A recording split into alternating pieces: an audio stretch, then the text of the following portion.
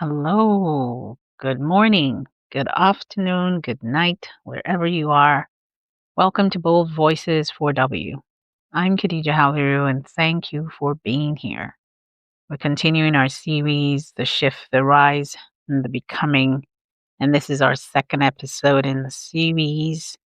And today we're going to really reflect on how I ended up the last session with my immigration to the US and starting afresh. And it was a full 3 years. And I talked about what parts of myself that I have to silence in order to settle in and belong.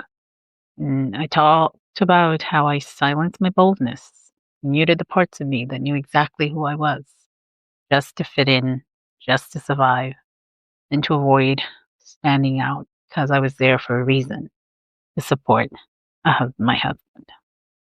It definitely was an eye opener because, as you all know, when you get into a new country, after he did settle in a few months before I came, I needed him for my every move. I needed him for my every direction. And so we're going to begin today on how everything went. So if you're joining us, don't forget to subscribe and don't forget to listen on any podcast platform that is your favorite. So let's get started. What families to endure abroad. What families truly endure abroad. You see, people see photos, the success, the holiday visits, but not the weight of the family and what they carry. No one talks about the quiet panic of starting from zero, especially if you don't have any opportunities in front of you. As a wife to a student, I wasn't allowed to work. I wasn't allowed to go to school just yet, full time at least. I could do part time if I wanted, but I had two young kids to care for. No one talks about those cultural missteps, like putting dishwashing soap in the dishwasher and creating a mess in my kitchen. Those cultural missteps, yes. The loneliness you swallow so your children can feel safe. And the competing expectations between two worlds where you have a family on one end that you can't reach out to or you can't, connect with on a daily basis. And mind you, this was 2003, way before Facebook became a thing and because before Google became a thing. We only knew Microsoft, and you had to have a job to have a Microsoft email, or you were an AOL or Yahoo. So emails were the only way. So basically, families abroad were negotiating survival, emotionally, financially, and spiritually alone. So story begins. I settle into being a mom with young kids and just enjoying being their mom. I had some issues with my back hurting me very much during those days. Perhaps most of the driving and, you know, backache had been bothering me for a very long time. So I was at that acute stage where it was really a handicap for me. And it almost broke me because simply making the bed, standing too long in the kitchen to cook and clean, you know, really were triggers. And I remember not getting help with things like vacuuming or diaper changes, of course, or even the cooking, cleanup afterwards. And it started to take a toll on me, and under that pressure, I would ask for help from my husband, who seemed to think that because he was doing an MBA, didn't have anything else that he could help with, except I was there to do my job and he'll do his. So soon I feel, I started to feel broken and needed help. I remember seeking help from his friend just to say, "Hey, talk to your friend here. I need help with something, whether it's a vacuum before he goes to school or help with the diaper change when I'm not feeling my best." But it was nonstop taking the kids to the park, taking them swimming, you know, just coming back, cooking and getting food ready, you know, even entertaining his friends and not necessarily getting help to clean up after. So I sought help and his friend spoke to him. And I remember him saying he's an African man. And I actually had said to his friend, then let's go back to Africa. Because at that point, I had hit my turning point. I felt really physically, you know, sick. And so I watched the television one night and I saw a chiropractor asking and offering, "Have you been in an accident? And if yes, asking to come for a consultation for free because you couldn't, tell if you had a problem unless you checked it." And here I was watching TV saying, I know I don't have money. This is a free offer.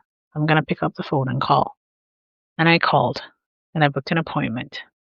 When my husband came, I asked, I need you to follow me to this appointment because I really do think I need help. And this is at the point where sometimes women say things, we repeat them, we repeat them. And I just looked at myself and I thought, it's been a month I've been suffering, crying, just struggling with my backache. And I wasn't being heard or even seen. So I had to take that step in booking that appointment myself. Advocating for myself saved my life because when we went into that hospital or clinic, I would say, he took my x rays right away. He was shocked that I was still standing. He asked me to sit down right away and explain to the both of us how my spine actually had a broken, fractured vertebrae and shifted to the side. And that was what was causing my pain. And in fact, I was already beginning to tremble in my thumbs. And he had made that connection that it was because I had a delicate situation in my back.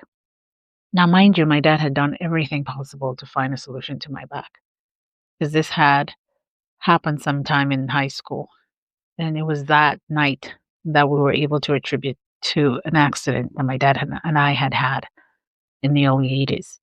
So essentially, just a free call to the chiropractor's office saved me from almost killing myself and having nerve damage.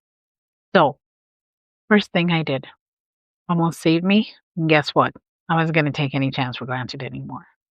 So, the very next few times I went out, I was on alert, making friends, saying hi, connecting, whether it was at Walmart or whether it was in the mosque.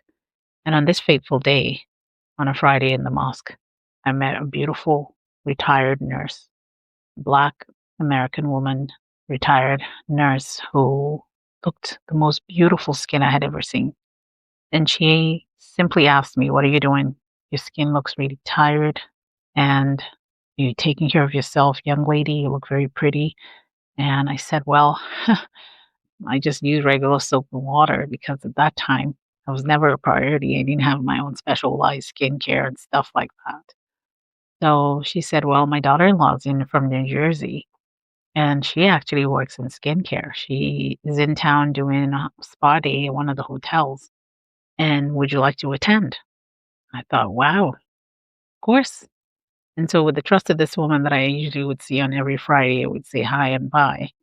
Having this conversation and feeling like I had the connection, I gladly accepted and had my husband drive me there. And I thought he would stay with me because it was actually a hotel setting where there was people in there listening to somebody and there were tables and people were sitting, but he wouldn't stay. So I sat that night and listened to some marketing presentation and product selection on what the products do and how when you could sell the products, you could make some money, right? And here I was thinking I wasn't going to take any other chance for granted. So guess what? I didn't hesitate. I signed up right there saying I wanted to be a marketing agent. And so I started my journey. And if so many of you listening remember the word Amway, that was an Amway night. And I started my Amway journey in the US. And coming home that night, I got so excited. I told him, "You should have stayed. This was a presentation. We could have enjoyed it together. We could do this together." And my husband would have none of it. None of it. So basically, I got I got excited. And thank goodness, met this woman who was a retired nurse at the mosque. So being retired, being, I guess, someone responsible and respected in the community, husband had no choice but to just let me do whatever. Besides, I was too busy to look into the details. So I started my journey with this wonderful group in Omaha, Nebraska, and soon started getting, you know, accolades and praise from all over. You know, partners were coming in from Colorado and Chicago to hold meetings and say, "Hey, they've heard of Khadija. Who's Khadija?" And I would introduce myself. "Well done. You're doing a great job. Well done." Wasn't even sure what people were talking about. But apparently, team leads from all over the country could see how people were doing and they could tell who was on fire. And I was one of those on fire. So that was my start, where an annual conference came and it took almost the whole team coming to beg my husband to let me go for that. And just basically, just fate, as I would call it, allowed him to kind of be willing, or just the opportunity that I had to make him realize that his part of his responsibility was to support me and let me grow and help me to grow. And people, it's almost talking to him like, an expectation that, you can take care of the kids, can't you? Gotta be just for the weekend. We are gonna leave on a Thursday, I think, or early morning Thursday, and it was gonna be a Friday, Saturday arrival and then Saturday conference, and we head back on Sunday to come back on a Monday. And I would be home probably before he had to go to class in the evening. So we kind of set out on that journey, and that was the beginning of my independence. That was just year 2, where I had had it from being home full time, not doing nothing. And at this time, I forgot to mention, I had already done a stint of leaving home and going to check myself into a hotel and just trying to rest there because I wasn't getting any help and I didn't know where else to go. And I called a friend to say, "Hey, I'm here. I'm just going to take the night off here because nobody's helping me." But when she called and called back to him and figured he was panicking, didn't know where I went, they called me back and begged me to go back home. And I had to go back home that night and got back to someone quite upset. The thing is, I did not have anyone. I had backache. I was exhausted. No one was hearing or seeing me, and I needed a break. And so I think going for this conference was a way of giving me something. And that was how I started. So I did that, but I would notice kind of frustrations along the way for the time I was putting into things and expectations of help that I was asking for over and over. And at some point, I decided I was going to go back and listen to people telling me, hey, there's courses you could do here for 3 months and become a certified nursing assistant and it could get you into a job. Because again, of course, marketing wasn't always cash flow guarantee, right? So I actually joined in a bunch of students who were doing this on the side, even as master's students in the US, to be able to have some extra money to work some extra hours. And the day that I finished my certified nursing exam and had the practicals where we had to go in and take care of patients and bathe men and bathe, oh my God, was the day I knew this wasn't cut out. I wasn't cut out for that. And so I did that just to show that I was interested in doing my part or whatever.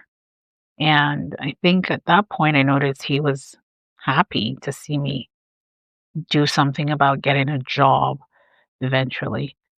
And I thought that would be something I could bring into Canada, have, you know, as my backup experience. But on the day of the practicals, I knew I wasn't going to be able to do that, and so I didn't.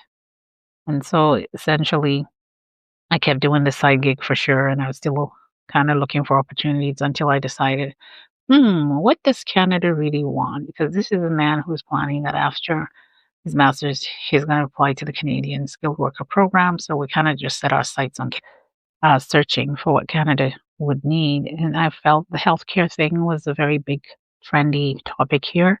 And so I did a diploma in fitness and nutrition. And that was an online diploma that I saw that I could do for 9 months. And just as it's wrapping up, we actually got our invitation to Canada. And so I moved to Canada with a diploma in fitness and nutrition with a 10-month-old. And that was another story because I got pregnant. I was sick again for almost the whole 9 months. I thought I was going to die with this last baby. No help, no support. My husband had to take charge when, after I had this baby, I was in ICU for 2 weeks. So I remember people calling, so worried about my husband, taking care of the kid, wondering how he was surviving that. No one was really wondering how I was surviving that. Funny. But anyways, I digress. That was how that happened. And so when we came into Canada, my son was 10 months old. And first thing I did without hesitation was go to the downtown city hall and ask for support. I have a business idea to set up a gym and a daycare at the same time, looking for mothers who want to lose weight from baby weight. And they were excited and they said, hey, you could get your daycare to take at least 5 kids. Just set up your house. We'll come inspect and there's training if you'd like. And I said, awesome. And so within a week of being here, I got into training to start daycare, got my daycare certified, and essentially started a business. Went to IKEA, rugged up my garage, got some tables and chairs and a bookcase, and set my equipment halfway in the garage and the gym on the other half. And I got first clients, three three women that would normally walk past my house in the morning with strollers started to stop by with my sign saying I could do baby daycare and fitness gym. But just when I got my first major clients, the federal government was going to pay for a man who had 3 boys. The mom was jailed because she tried to kill him and had 3 young boys in the same neighborhood, needed a homestead, a place they could stay overnight. I was so excited. It was going to be so much money. I think at the time was 3,600 for the month to take care of these 3 boys, and all they needed was to have 2 nights with me. And if her dad was a trucker who would need them when he got back, and then 2 nights and 3 days, and that was it.